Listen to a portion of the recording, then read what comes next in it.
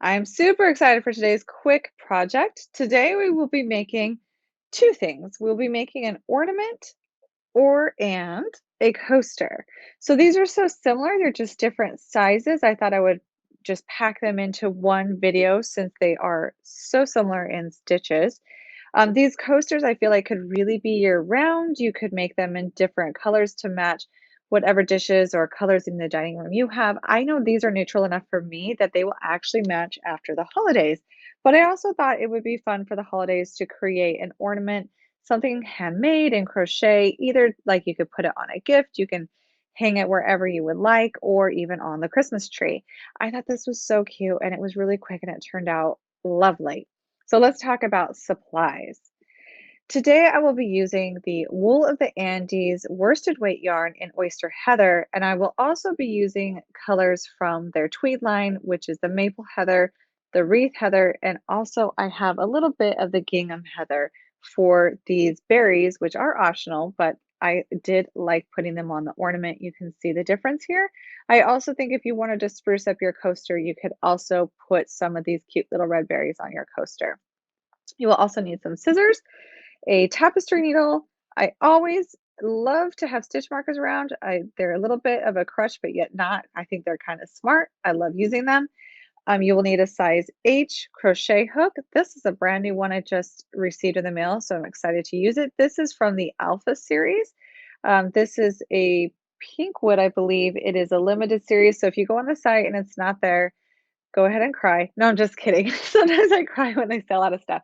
But if it's not there, they have a lot of amazing hooks for you to use.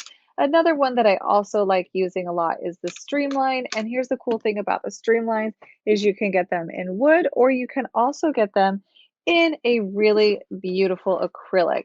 So I have to show you two more since I just received a shipment yesterday. This is also one of their limited edition Streamlines. They're a really affordable line, and then they also have these, which are always available. This is the cafe. You should really check out the Streamlines. They have lots of different varieties and they're really comfortable to use. But since I'm super, super excited to use my new hook, because who isn't, today I'll be using the Alpha. Then also, if you are making this ornament and we have this beautiful cord, there are two ways to do this. We can either do this by making an I cord with your crochet hook. I have a video on that. Or you can make it using the Furls Lucet Fork. So those are two options for that cord. Let's go ahead and get started. So like I said, a lot of these stitches are the same. And when I mean the same, I mean like pretty much the same. We're going to go ahead and make the ornament, but I will tell you how to make the coaster. So the ornament and the coaster, the first three rounds are exactly the same. It's just we don't want the ornament size to be too large and we want the coaster to be enough for a mug. So we are stopping to do this section here, whereas we just increase a little bit more and follow the exact same instructions for the wreath part on the mug. I will say I did create this mug in coaster in the wool yarn, which I know wool may not be the most ideal thing for a coaster. It depends on what you are using it for. For me, this is going to be for warmer holiday drinks, so it will be just fine. I'm not looking for it to absorb anything like I would in the summer. If I were to make this coaster for something where my cup is going to be having a lot of moisture in the summer, then I would use a cotton weight yarn, a worsted weight yarn, and that can also be found on We Crochet, just like all of these other yarns. So there's lots of colors and lots of varieties. But today, especially since we're working on the ornament, I'm going to get started with the Wool of the Andes in the Oyster Heather. First, we will create a magic circle. If I go too fast here, I do have a link on my blog to do the magic circle in a little bit slower if you've never done it before. I'm going to go ahead and start with our first stitches.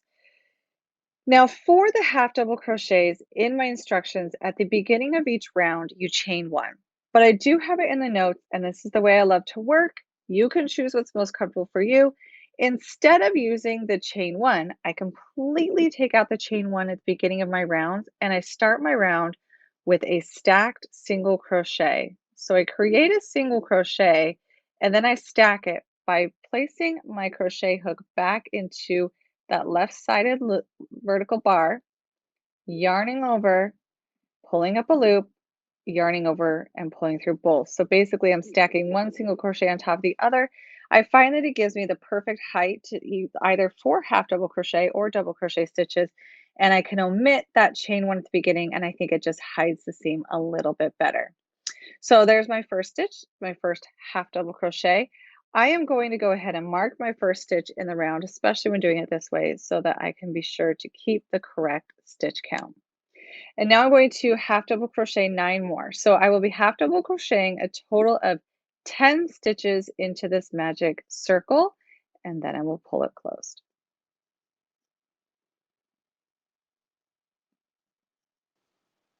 All right, now that I have 10 half double crochets, I'm going to pull the tail end of that magic ring to close that opening, and I will join to the first stitch in the round. So now I can remove my stitch marker. I know exactly where I want to join.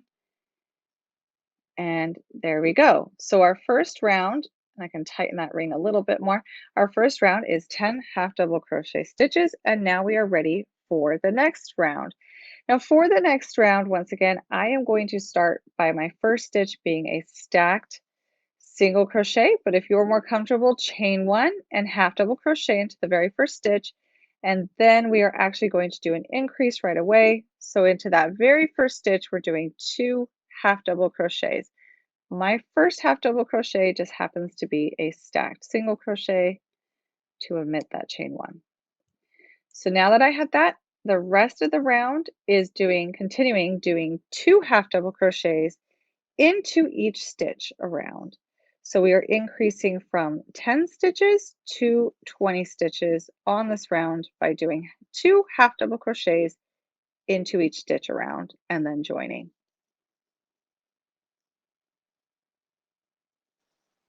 Now that I have done 2 half double crochets into each stitch around, I will go ahead and join to my very first stitch with a slip stitch. And here we go for round 3. And for round 3, we will do a half double crochet in the first, either by chaining one and half double crochet or a stacked single crochet. And then we're also going to add our increased stitch. So it's 2 half double crochets into the very first stitch of the round. I'm going to mark my first stitch. And now I am going to do a half double crochet into the next, and then 2 half double crochet into the next stitch. And we're going to repeat that around. So we will be doing 2 half double crochets and a half double crochet in the next, 2 half double crochet in the next, and then just 1 half double crochet in the next. This also, once again, increases by 10 stitches.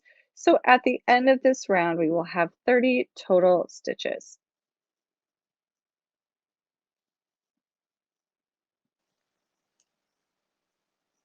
All right, so at the end of round 3, I'm going to join. And for the ornament, we have done the center part of the ornament.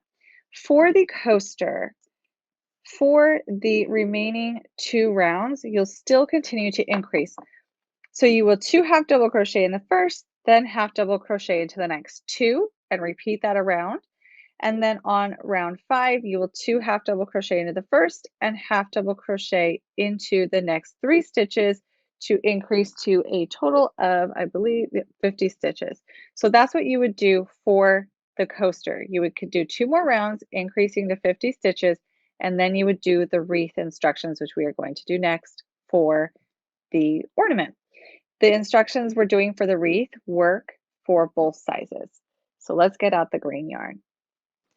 Now I can go ahead and take my scissors and fasten off the oyster yarn for now and set it aside. Now we will be joining our green yarn. I actually like to back up just a little bit here, and I like to do the slip stitch with the green yarn because it helps change the color, and we're already set up for this round. All right, so here we go for this braided wreath look. It's 2 total rounds in the green. Here we go with round 4 for the ornament, and this would be round 6 for the coaster. So we are going to actually skip the first stitch, the stitch that we slip stitched into to join. We're skipping it and we are going to half double crochet in the next. I do like to chain one here instead of doing a standard. I feel like it's just easier. So chain one, skip the first stitch, half double crochet into the next. Now I am going to go ahead right here and mark this first stitch of the round because it can get swallowed up. Now we are going to go back to the stitch that we missed and we are going to do a puff stitch. So we're going to yarn over and insert our hook into that first stitch, yarn over and pull up a loop, and repeat those steps 2 more times. So yarn over, insert into the first stitch, yarn over and pull up a loop. One more, yarn over, insert to that first stitch, yarn over and pull up a loop. Now we have 7 loops on our hook and we will yarn over and pull through all 7 loops. Those are the 2 steps we will be repeating the entire way around. So we will skip a stitch, half double crochet into the next, go back and work a puff stitch into the skip stitch.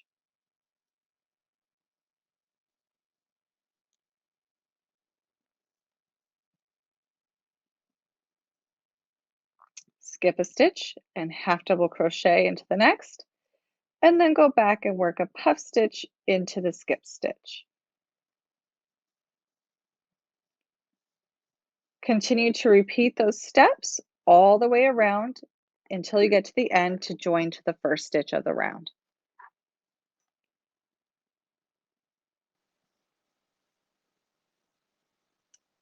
And now as I get to the end, I will go ahead and move that stitch marker. I'm going to join to the first stitch in the round and be sure that that's the half double crochet and not that puff stitch. And now I'm ready for the next round. So for the next round, we are actually turning our work. To make this braided wreath look braided, we are going to turn our work. So we've slip stitched to join. We're going to turn our work. This will be the first stitch in this round. This is the second. So now we will chain one and repeat those last steps where we skip the first stitch, half double crochet in the second, and then puff stitch in the skip stitch. Now we are working with the wrong side facing for this round. Go ahead and mark that first stitch, especially where we turned. It can be a little bit harder to remember where our first stitch is. And then just complete those instructions all the way around. Skip a stitch, half double crochet, and then puff stitch into the skip stitch. And complete that, repeat that all the way around.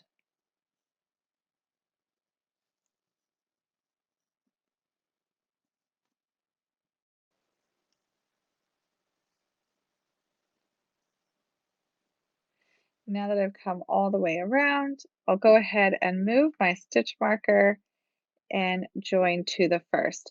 Since I will be switching colors here so that I can do this outward border, I am going to go ahead and join with my new color.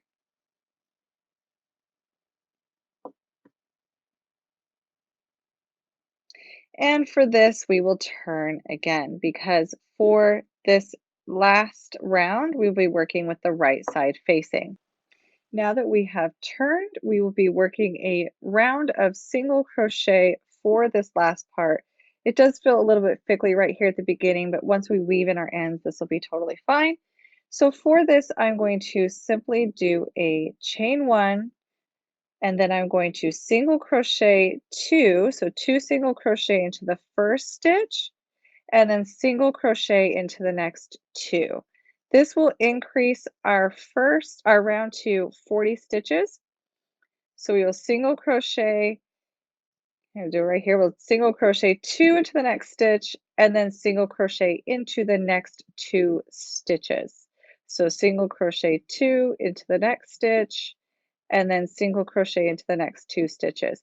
Repeat that all the way around. It increases our stitch count to 40 and this will be the last round. All right, now that I've made it all the way around, I like to go ahead and fasten off and do an invisible join. which let me show you that. I can obviously fasten off that green. I'll weave in that end on the front, and I'm going to fasten off the oyster color and grab that tapestry needle hanging out here.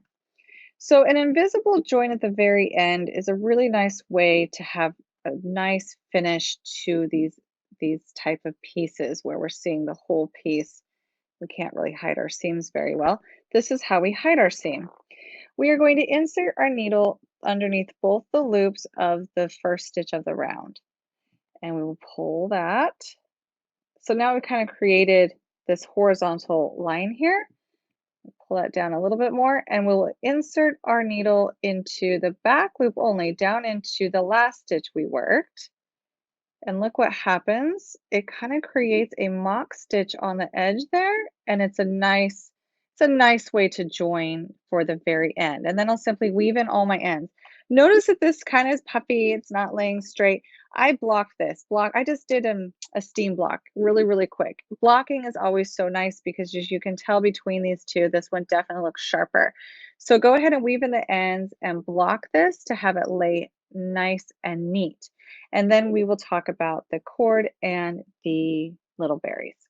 So if you notice for the coaster, I did not do this outer edge because I like the coaster just having that braided edge as the outer edge, and our mug will sit right in the center. And then for this one, I only did the braided cord. You can use a lucid fork for this. That will be in a different video just because I already have it for my blog. It'll be in the blog post with the written pattern for this if you want to be walked through on how to make this cord. Or you could also make an I cord just using your hook. And I also have that tutorial on the blog. Or if you just want to chain or take a piece of more like twine or something like that and just create this loop. I just simply did it and weaved in the ends on the back. And the nice thing about this too is it's a great gift in terms of if you are going to visit someone and you want to take a quick gift, grab a bottle of wine, throw this over the top of the wine. It will hang quite nicely. It'll dress it up. And then they also have an ornament for their tree as well as something to drink. To do the berries, you'll need a tapestry needle, and I also am going to refer you to the blog post for these.